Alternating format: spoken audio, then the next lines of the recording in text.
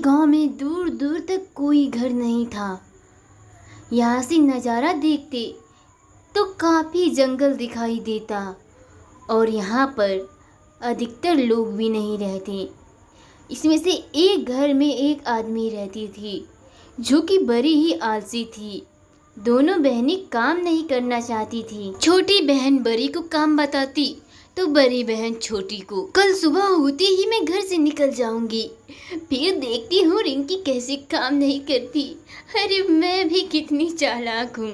ऐसा कहकर नैना फिर नए नए बहाने खोजने लगती है क्योंकि वह काम नहीं करना चाहती थी और नैना बस सवेरे होने का इंतजार कर रही थी। और जब सवेरा हुआ तो रिंकी भी काम करने के आजकल से नहीं उठ रही थी क्योंकि वो भी अपनी बहन से कम नहीं थी। अरे ओ महारानी, चल अब उठ जा, मैं काम से बाहर जा रही हूँ, तब तक तुम घर की सफाई करके रखना। नैना ऐसा कहकर उसके पास खड़ी रहती है पर उधर से कोई जवाब नहीं आता और इस पर नैना उसके जवाब का इंतजार करने लगती है। लगता है महारानी नहीं उठेंगी, मुझे क्या, मैं भी सोने जा रही हूँ, मुझे भी कोई काम नहीं करना। ऐसा कहकर नैना भी अपने कमरे में आ जाती है पर उसे भूख के मारे नींद नहीं आ रही थी। अरे मुझे तो जोरों की भूख लग रही है पर मैं भी आज खाना बनाने वाली नहीं हूँ। हर रोज वो बस मेरी बनाई हुए खाना को खाती है, आज मैं भी नहीं बनाऊंगी। नैना के जाते ही रिंकी भी उठकर बैठ जाती है।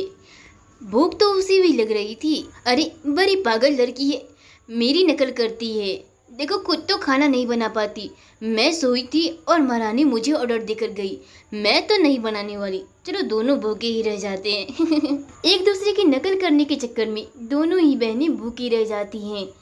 इस कहानी से हमें यह शिक्षा मिलती है कि हमें दूसरों की नकल कभी भी नहीं करनी चाहिए, अपना काम खुद करें। बहुत समय पहले की बात है, एक गांव में सीता माता और राम लक्ष्मण रहते थे।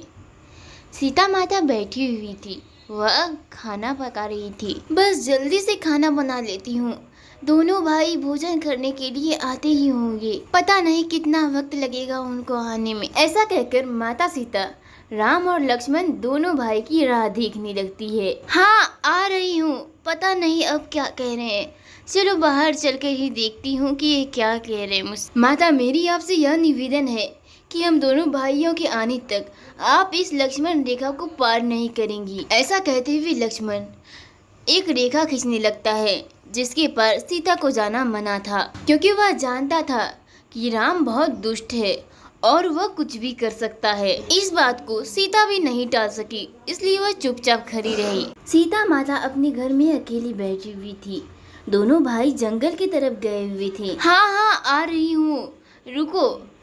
अरे बाप, अब कौन आ गया, मैं अकेले बाहर कैसे जाऊँ, चलो देखती हूँ एक बार। माता सीता जैसे ही बाहर आती है तो देखती है कि वहाँ पर एक साधु रहता है। हे ऋषिवर, आपको क्या चाहिए, आप यहाँ किस लिए आए हैं? तभी अचानक से साधु का रूप बदल जाता है और वह रावण बन जाता है। वह जबरदस्ती सीता माता को लेकर लंका की ओर जाने लगता है। मुझे छोड़ दे पापी, तुमने छल किया है, ये तुमने अच्छा नहीं किया।